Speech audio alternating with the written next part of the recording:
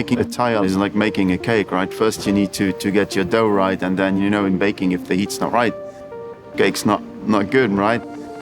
A typical tire is made in 5 main steps. So the first step is mixing, and this you can imagine like putting all different components in a big blender.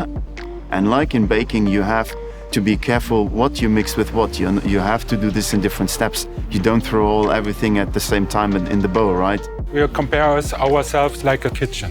So we have different ingredients, same as baking. You will introduce different materials at different moments. The polymers, natural rubber, synthetic rubber. Later, you will add silica starch and then carbon black. It's the same as flour and sugar into your cake.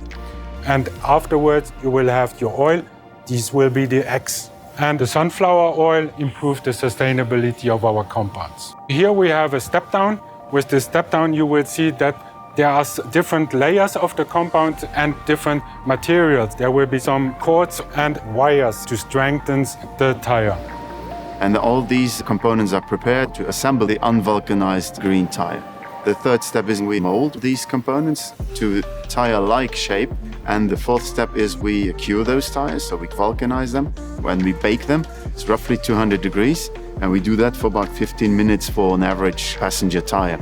The pressure that we put comes up to 21 bars of pressure to make sure the tire really sits nicely in the mold. And the final step is what we call inspection. One is a visual inspection. And then another part of the inspection is actually machine inspection. We're talking balancing, we're talking rolling resistance, and we're talking uniformity, right? Are we still meeting the specs? Are we still meeting the targets that we've given ourselves?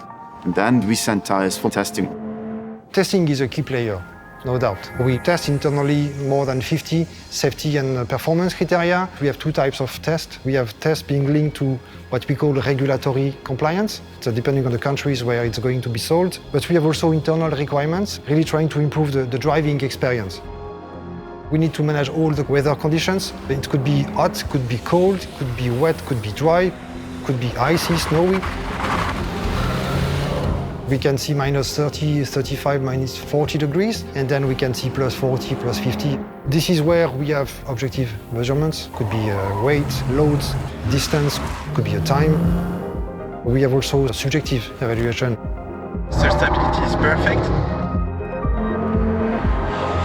That's why testing is very dynamic, and this is why it's so exciting. The testing is pretty critical, right? Every tire is going to go through braking testing, noise testing,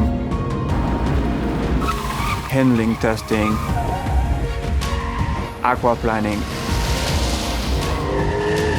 We have some heavy handling happening right now.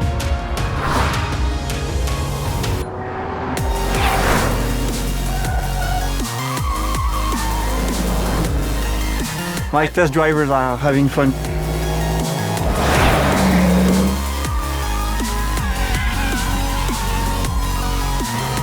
The subjective part of the tire behavior and the feeling that you have in the vehicle is pretty unique. The comfort, the noise, the steering feel. The only way today that we can really go to the finest performance level is to put a human being behind the wheel. I am Julien Deluc, I am test driver.